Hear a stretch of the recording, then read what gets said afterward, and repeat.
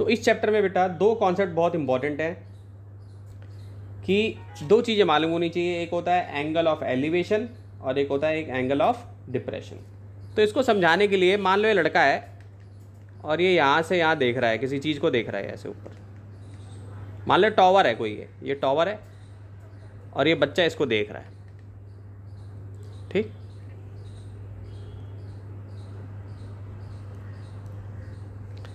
यहाँ पे इसको देख रहा है, ओके। Yes sir. तो आप ऐसे दो लाइनें खींच सकते हो, यूं खींच सकते हो ना। मैथ्स में जैसे आप लोगों ने बहुत पहले छोटे क्लासेस में ये थ्योरम पढ़ी है, दो पैरेलल लाइन अगर मैं बनाऊं तो ये वाला एंगल इसके इक्वल हो जाएगा, होगा ना, इंटीरियर एंगल होगा कि नहीं बच्चे। तो ये भी बच्चा ऐसे देख रहा है तो इसका जो थीटा एंगल है इस वाले थीटा एंगल के इक्वल हो जाएगा। तो ये वाला जो एंगल है इसको हम कहेंगे angle of elevation,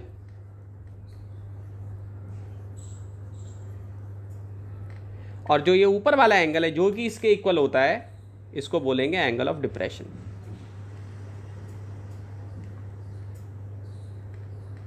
okay sir. ठीक है बच्चों, ये हो जाएगा एंगल ऑफ एलिवेशन और ये क्या हो जाएगा एंगल ऑफ डिप्रेशन, ठीक। ये वाली जो लाइन है जो मैंने ब्लू पेन से मार्क करी है इसको हम कहेंगे लाइन ऑफ साइट, ओके।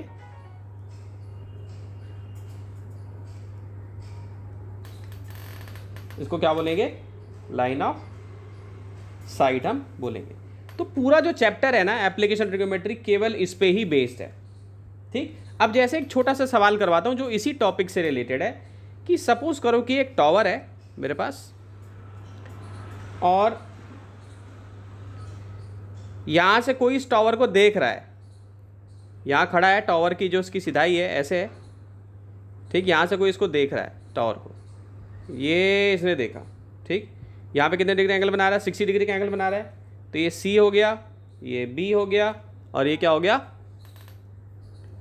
ए, ठीक है। तो यहाँ पे 60 डिग्री का एंगल है। तो हमने पिछले चैप्टर में पढ़ा था कि tan थीटा होता है perpendicular upon base, okay. tan theta क्या होता है, परपेंडिकुलर अपॉन बेस। तो ये क्या हो जाएगा तुम्हारा, परपेंडिकुलर हो जाएगा, यस सर। ये बेस हो जाएगा, ठीक। तो नीचे अगर मैं तुम्हें बोलूं कि 15 मीटर मैंने दिया हुआ है तो यहाँ पे क्या लिखोगे tan 60 और ऊपर क्या लिखोगे परपेंडिकुलर में ए बी और बेस में क्या लिख दोगे 15, ठीक। अब tan 60 की वैल्यू क्या होती है, √3 होती है, ठीक है। तो कितना हो जाएगा,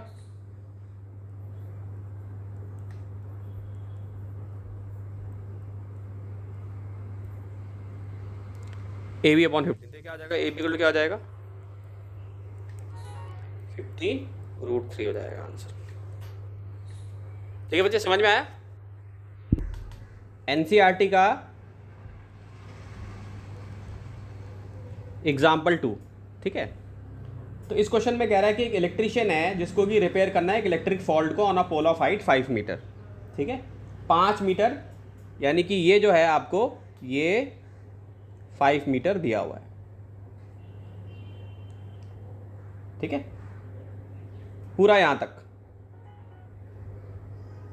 पूरा दे रखा, ठीक है। ये पोल है यहां से यहां तक, पूरा यहां तक नहीं है, पूरा है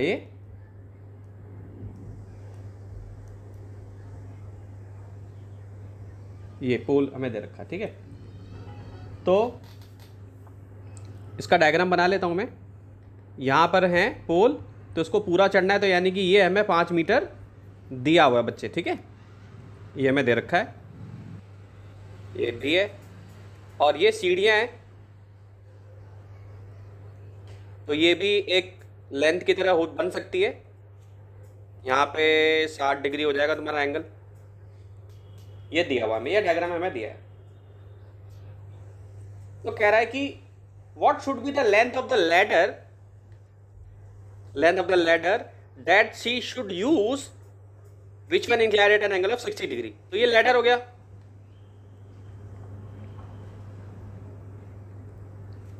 ठीक है,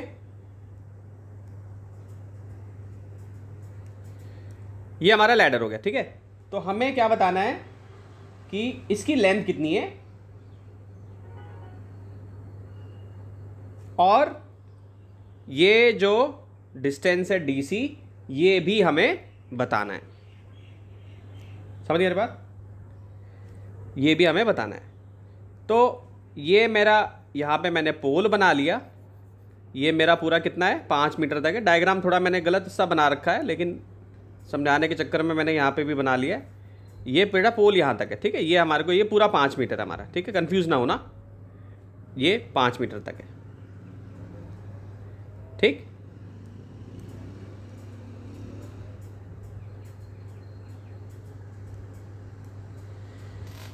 सो ये 5 मीटर है, DC है, यहाँ से यहाँ तक कितना है तुम्हारा 60 डिग्री का एंगल दिया हुआ है। तो तुम्हें एक तो ये पता करना है, एक ये पता करना है। ठीक, समझ गए। तो इसको अगर मैं A मान लूँ, ये NCERT में भी डायग्राम हमको दे रखा है, इसको B मान लूँ और इसको D मान लूँ, तो मेरा BD जो है BD प्लस AB, बेटा BD प्लस AB जो है वो किसके इक्वल हो रहा है? AD के इक्वल हो रहा है। BD प्लस AB जो है किसके इक्वल हो रहा है? AD के इक्वल हो रहा है। ठीक है, तो यहां पे ये हमें डिस्टेंस दिया हुआ है। ठीक, यानी कि हमें AB का डिस्टेंस जो है दिया हुआ है, कितना है 1.3 मीटर। साफ साफ लैंग्वेज में लिखा है she needs to reach a point 1.3 metre below the top of the pole to undertake. यानी कि इसको बंदे को यहाँ पे खड़े होकर पोल को रिपेयर करना पड़ेगा। तो इसलिए इसकी जो वैल्यू है वो कितनी दे रखी है? 1.3 मीटर। ठीक है, कितना? 1.3 मीटर जो है इसको ऊपर चढ़ना है। तो हमारे पास जो फॉर्मूला है tan थीटा होता है परपेंडिकुलर अपॉन बेस। ठीक है, सबसे पहला काम यहां से यहां तक का डिस्टेंस हम निकाल लेते हैं। तो जब हमें ये पता है कि यहां से यहां तक 1.3 मीटर है, तो अगर मैं 3.7, हाँ वेरी गुड, सो BD की वैल्यू हम निकाल सकते हैं यहां से यहां तक, है ना बच्चे। सो BD प्लस 1.3 है, तो ये क्या लिख सकता हूं मैं? BD इक्वल टू 5 माइनस 1.3 लिख सकता हूं इसको। बताओ 5 माइनस 1.3 कितना हो जाएगा? 3.7 मीटर हो जाएगा। होगा ना, होगा कि नहीं? 3.7 मीटर हो जाएगा। अब यस सर। अब मैं ये मेरे पास आ गया, ये मेरे को पता है, ये मेरे को मालूम चल गया कितना है? 3.7 है यहां से यहां तक, है कि नहीं? कितना है बेटा? यस सर, 3.7 है। तो अगर मैं साइन थीटा यूज करूं, साइन थीटा क्या होता है? P/H। ठीक है, याद रखने का तरीका तुम्हें मैंने बताया था, पंडित बद्री प्रसाद। सर लेकिन सर इसमें हमें एच तो हम पता ही नहीं। हर हर बोले सोना चांदी तोले। एस से क्या होगा? सोना, यानी sine theta, cos theta, tan theta. ये याद रखने की ट्रिक बताई थी, बहुत पुरानी ट्रिक है, ये सदियों से चली आ रही है, सभी टीचर इसको जानते हैं और कराते हैं इससे। तो तुम कह रहे हो कि सर हमें एच नहीं पता। कोई बात नहीं बेटा, एच नहीं पता तो कोई दिक्कत नहीं है, ठीक। लेकिन हमें एक चीज पता है, हमें BD upon BC equal to sine 60 degree, ये लिख सकते हैं हम। और साइन 60 की वैल्यू कितनी होती है? साइन 60 की वैल्यू कितनी होती है बताओ? √3/2। BD कितना है? 3.7। BC को यहीं छोड़ देंगे, ठीक। तो BC कितना हो जाएगा? कितना हो जाएगा BC? एक ही अननोन था ना बेटा, तो BC हो जाएगा 2 × 3.7 अपॉन √3। ठीक है, कितना आ जाएगा ये? 4.28 मीटर। ये बी सी की वैल्यू हो जाएगी, निकल गया। तो तुम्हारी प्रॉब्लम सॉल्व, तुम्हारे को ये लेटर का भी पता चल गया, ठीक है। अभी लेटर का ये मालूम चल गया तुम्हारे को। जब ये लेटर का पता चल गया तो क्या ये नहीं निकाल सकते पाइथागोरस थ्योरम से भी? अब एनसीईआरटी में जैसे क्या हुआ है कि सीधा एंगल का यूज़ किया है, लेकिन मैं हमेशा बच्चों को बताता हूँ कि मैथ्स पढ़ने का जो सही तरीका है वो ये नहीं है कि केवल हमने क्वेश्चन का आंसर बस निकाल लिया, बस आंसर तक हम सीमित रह गए। सोचना, सोच डेवलप करना, थिंकिंग प्रोसेस डेवलप करना मैथ्स का एम होता है, ठीक। यानी अगर मैथ्स में आपको सही में कुछ करना है, और मैथ्स ऐसी चीज़ है कि दुनिया के सारे सब्जेक्टों में सबसे ऊपर मैथ्स है, समझ रहे हो? मैथ्स के बिना कुछ भी नहीं है। तो थिंकिंग डेवलप करो, रीजनिंग डेवलप करो अपनी। तो मैं ये कह रहा हूँ कि जैसे एनसीईआरटी में क्या है कि कॉट लेकर सॉल्व किया, लेकिन मैं ये कह रहा हूँ कि यहाँ पर देखो पाइथागोरस थ्योरम भी लगा सके, कर सकते हैं हम इसको। यानी अगर हमें लैडर का पता चल गया, हमें लैडर का मालूम चल गया कि इसकी वैल्यू कितनी है, ठीक, तो बीसी की वैल्यू हमारे पास कितनी आ गई? 4.28 आ गई, ठीक। इससे भी कर सकते हैं, लेकिन दिक्कत यहाँ पर ये होगी कि ये डेसिमल में है, पॉइंट्स में है, तो थोड़ी दिक्कत हो सकती है निकालने में। नहीं तो इसको पाइथागोरस थ्योरम से भी हम कर सकते हैं बच्चों, ठीक है, लेकिन थोड़ा सा कैलकुलेशन जल्दी हो जाएंगी इसकी। तो अब हम दूसरा लगाते हैं, कॉट 60 क्या होता है? कॉट क्या होता था बेटा, बताया तुम्हें पहले? क्या होता है कॉट थीटा? टैन थीटा होता था परपेंडिकुलर अपॉन बेस। तो कॉट थीटा क्या होता है? इसका उल्टा होता है, यानी कि बेस अपॉन परपेंडिकुलर, ठीक। तो कॉट थीटा क्या होता है? बेस अपॉन परपेंडिकुलर होता है। तो यहाँ पे बेस क्या है? ये है बेस, डीसी है कि नहीं? बेस क्या है यहाँ पे? डीसी, ठीक। Yes sir. और डीसी बेस हो गया तुम्हारा। परपेंडिकुलर क्या है तुम्हारा यहाँ पे? 5 बीडी, हाँ सर, ठीक है। AD। हाँ, डीसी अपॉन बीडी हो जाएगा ना भाई। ये बेस हो गया सर, ये बेस हो गया, सर और ये सर, ये परपेंडिकुलर होगा। BD होगा ना? हाँ बिल्कुल बेटा, बीडी होगा। तो ये क्या हो जाएगा तुम्हारा? ये हो जाएगा B/P हो जाएगा तुम्हारा ये। तो इसको निकाल लोगे तुम अब। तो इसको ऐसे भी लिख सकता हूँ, DC upon BD equal to cot 60 equal to 1/√3 आ जाएगा ये, ठीक। सो DC इक्वल टू क्या कर सकते हैं हम?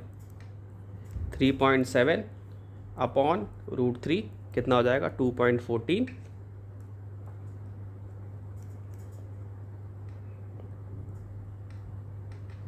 मीटर हो जाएगा।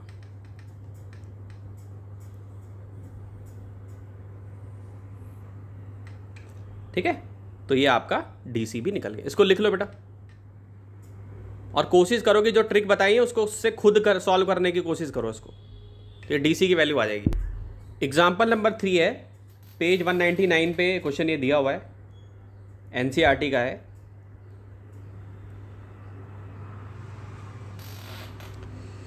तो क्वेश्चन में कह रहा है कि ऑब्जर्वर है जो कि 1.5 मीटर टॉल है और कितनी दूर है? 28.5 मीटर अवे है चिमनी से। तो ये चिमनी बना दी मैंने, और ये ऑब्जर्वर है, ये 1.5 मीटर टॉल है, यानी कि ये इसकी लेंथ दी हुई है। ये यहाँ पे मैंने बना दिया, यानी कि ये आपको इनडायरेक्टली 1.5 मीटर दिया हुआ है। चिमनी से कितना दूर है? इस चैप्टर में ना लैंग्वेज का बहुत इंपॉर्टेंट रोल है। आपको लैंग्वेज समझ में आनी चाहिए कि क्या कह रहा है वो। जब लैंग्वेज समझ लोगे तो डायग्राम बन जाएगा, जब डायग्राम बन जाएगा तो फिर आप tan sin cos लगा सकते हो, ठीक है। अब ये अपनी आंखों से देख रहा है, यानी कि एंगल ऑफ एलिवेशन हमें दिया हुआ है, कितना है? 45 डिग्री दिया हुआ है, ठीक। तो कह रहा है what is the height of the chimney, chimney की क्या हाइट है, ठीक। तो ये नीचे का मैं दे रखा। अब देखो ये पैरेलल है ना दोनों लाइनें, तो यानी कि अगर मैं इसको DE कर दूं और CB कर दूं, सो DE जो है बेटा CB के इक्वल है कि नहीं है? बोलो। यस सर, हाँ। है ना? तो DE CB के इक्वल है, कितना है? 28.5 मीटर है, ओके। C के इक्वल है, तो यानी कि ये पता चल गया आपको, ये भी लेंथ मालूम चल गई, है ना। चिमनी की हाइट आपको निकालनी है, तो लेकिन आपके पास ये अननोन है आपके पास, ठीक। लेकिन आपके पास एक फॉर्मूला है tan 45 का। कितना होता है tan 45 की वैल्यू? H और P निकालना है। हाँ नहीं, सुनो तो सही, tan 45 होता है परपेंडिकुलर अपॉन बेस। तो ये परपेंडिकुलर बेस की वैल्यू जो है 1 होती है ना, tan 45 वैल्यू 1 होती है ना, इसका मतलब कि जो परपेंडिकुलर और बेस है, यानी ए, ये परपेंडिकुलर और बेस है, ये आपस में इक्वल होने चाहिए, तभी तो 1 आ रहा है। तो इसका मतलब है कि ए ई डी के इक्वल है। किसके इक्वल है? ए ई डी के। 28.5 लिखा है सर एक्चुअली। तो ए ई डी के इक्वल हो गया, क्यों? क्योंकि tan 45 1 होता है, 1 तभी आएगा जब ये दोनों इक्वल होंगे। ये यहाँ पे थोड़ा सा रीजनिंग है। तो अब जब तुम्हें ए ई की वैल्यू पता चल गई 28.5 है, तो तुम्हें ये वाली वैल्यू भी तो तुमको पता है कि 1.5 ही है। ऑब्जर्वर की स्पेलिंग हाइट जॉइन करके हाँ, 30 मीटर। तो ये आ जाएगी बेटा ए ई प्लस बी ई की जो वैल्यू है वो क्या हो जाएगी तुम्हारी 28.5 प्लस 1। तो कितना हो जाएगा? आंसर कितना आ जाएगा? सर 1.5। तो आंसर कितना आ जाएगा? ये आ जाएगा तुम्हारा 30 मीटर हो जाएगा आंसर। क्लियर है? देख लो इसको। देखो कह रहा है सर्कस आर्टिस्ट जो है, अब पहले क्वेश्चन को समझा रहा हूं, पहले डायग्राम बनाना सीखो। सर्कस आर्टिस्ट क्या करते हैं? ज़्यादातर ऐसे खड़े होते हैं रस्सी पकड़ के और फिर ऐसे झूलते हैं ना, ऐसे क्या बनेगा फिर? ऐसे ट्रायंगल बनेगा ना, ट्रायंगल टाइप का बन जाएगा ना। ऐसे अगर घूम ऐसे झूलेगा तो ट्रायंगल टाइप का बन जाएगा। यही है सवाल है, ठीक। तो कह रहा है कि 20 मीटर लॉन्ग रोप है, मान लो ये रस्सी पकड़ ली मैंने, ये मेरी रोप है, ठीक। टाइटली स्ट्रेच्ड है, यानी कि बिल्कुल सीधी मैंने लाइन की तरह बना दी। इसको मैंने ए ले लिया, इसको मैंने सी ले लिया, ठीक है। और 30 डिग्री का एंगल इसमें बन रही है, ठीक है। 30 डिग्री बन रहा है। ग्राउंड लेवल से देखो कितने डिग्री का एंगल बन रहा है? 30 डिग्री का एंगल बन रहा है, ठीक। तो कह रहा है कि पोल की हाइट बतानी है हमें, यानी कि ये हमें बताना है, हमें ए बी पता करना है बेटा, ठीक है। We have to find A B, understood. तो ये 20 मीटर दिया है, 30 डिग्री दिया है, यानी आपको परपेंडिकुलर निकालना है। किस फॉर्मूले से आएगा? देखो साइन थीटा में क्या होता है? P by H. Cos theta में क्या होता है? B by H. एच तुमको दे रखा है, ठीक है। तो परपेंडिकुलर यानी कि ये वाला फॉर्मूला यूज़ करो तो आ जाएगा। तो साइन 30 कितना होता है? P by H. और 90 के सामने वाला हमेशा हाइपोटेन्यूज होता है, ठीक है। तो परपेंडिकुलर कितना हो गया तुम्हारा? ये हाइपोटेन्यूज कितना हो गया? 20। और साइन 30 की वैल्यू 1/2 होती है। तो बताओ आंसर कितना आएगा? कितना आएगा बेटा?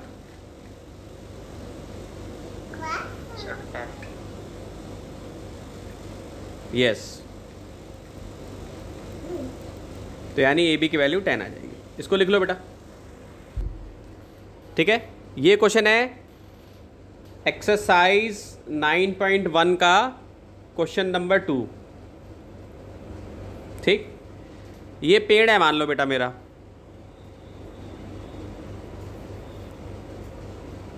ठीक। और मान लो कि बहुत ज़्यादा वो आया, तूफान वगैरह आया और ये टूट गया बेचारा। तो टूटेगा तो कैसा दिखेगा पेड़? ये ऐसा दिखेगा ना, यूं ऐसा दिखेगा ना, पता ऐसे टूट जाएगा ना। तो ट्रायंगल बन जाएगा ना बेटा, ऐसे देखो ट्रायंगल बन जाएगा ना, यूं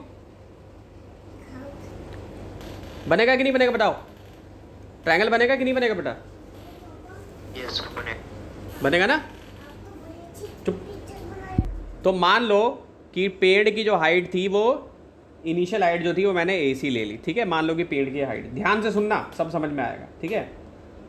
फिर स्टॉर्म की वजह से जब ये ब्रेक हुआ तो ये तो पूरा AC ही रह गया, ये AC रह गया। मान लो कि पेड़ का मैंने टूटा हुआ पार्ट ऐसे बना दिया, तो ये क्या बन गया मेरा? ये AD बन गया, ठीक। तो कह रहा है distance from the foot of the tree to the point. बेटा पहले पूरा सुन लो, पूरा सुनो पहले ध्यान से, फिर समझ में आएगा सारा तुमको। कि जैसे ही ये ऊपर से नीचे जब गिरा तो ये फुट है ना, गिरने के बाद इसके यहाँ से यहाँ तक का डिस्टेंस तुम्हें 8 मीटर दिया हुआ है, ठीक है। कितना दिया है? 8 मीटर दिया हुआ है, ठीक है। जहाँ से पेड़ टूटा, टूटने के बाद यहाँ से 8 मीटर दिया हुआ है, ओके। फिर ये कह रहा है कि ग्राउंड के साथ ये 30 डिग्री का एंगल बना रहा है। ये रहा ग्राउंड, तो ग्राउंड के साथ यानी कि यहां पे 30 डिग्री का एंगल बना रहा है, ये 30 डिग्री बना रहा है, तो ये 30 डिग्री मैंने यहां पे बना दिया। ठीक, अब tan 30 क्या होता है? परपेंडिकुलर अपॉन बेस होता है भाई। तो क्या लिख सकता हूं मैं? A B upon A D, A B upon A D, इसको क्या लिख सकता हूं मैं? सो tan 30 1/√3 होता है। सो ए बी कितना निकल जाएगा हमारा इससे? ये जो ए बी है ये पता चल जाएगा ना, तो क्या हो जाएगा? A B upon A D, ये क्या हो जाएगा? 1/√3। ठीक, सो ए बी की वैल्यू कितनी हो जाएगी? A D upon √3। A D की वैल्यू कितनी है? 8 है, तो ए बी कितना हो जाएगा? 8 अपॉन √3 हो जाएगा। ठीक, तो हमें तो बी डी भी निकालना है, हमें तो बी डी भी निकालना है, हमें तो ये भी पता करना है, यानी कि ये टूट के जो यहाँ से यहाँ तक आया है। ठीक है, हाइट ऑफ द ट्री निकालना है। ठीक, the distance between the foot of the tree to the point where the top touches. ठीक है, ये भी हमें निकालना है। तो हमें एक्चुअली में ए सी निकालना है, तो अगर हम बी डी निकाल लें, ये बी डी अगर निकाल लें बेटा, अब अगर हम ध्यान से देखें, सो cos 30 क्या होता है? बेस अपॉन हाइपोटेन्यूज होता है। तो इसमें बेस क्या है? ये बेस है, हाइपोटेन्यूज का हमें पता नहीं है। बेस कितना है हमारा? 8 है। ठीक, और हाइपोटेन्यूज क्या था हमारा? ये जो टूटा हुआ पार्ट है जो कट के यहाँ से नीचे गिरा है, ये हाइपोटेन्यूज हो जाएगा। तो ये क्या हो जाएगा? B D. 8 अपॉन क्या हो जाएगा? बी डी हो जाएगा। ठीक, अब बी डी को क्या ले सकते हैं हम? cos 30 की वैल्यू कितनी होती है? √3/2 होती है, तो 8 अपॉन बी डी लिख देंगे इसको, और बी डी की वैल्यू कितनी आ जाएगी? 16 अपॉन 8 to 16 अपॉन √3 आ जाएगी। तो हमारा जो ए सी था, जो पूरा पेड़ था, वो किससे बना था? A B plus B D से ही तो बना था, क्योंकि पहले हमारा ये पेड़ पूरा ए सी था, लेकिन ये वाला पोर्शन जो मैंने यहाँ पे बी डी नाम रख दिया, यही वाला पोर्शन तो पहले सीधा खड़ा था। समझ गए? तो ये क्या हो जाएगा? 8 अपॉन √3 जो पहले हमने निकाला, ठीक है, ए बी की जो वैल्यू निकाली, प्लस 16 अपॉन √3 हो जाएगा। तो ये टोटल कितना हो जाएगा? 24 अपॉन √3 इंटू √3 अपॉन √3। तो कितना हो जाएगा?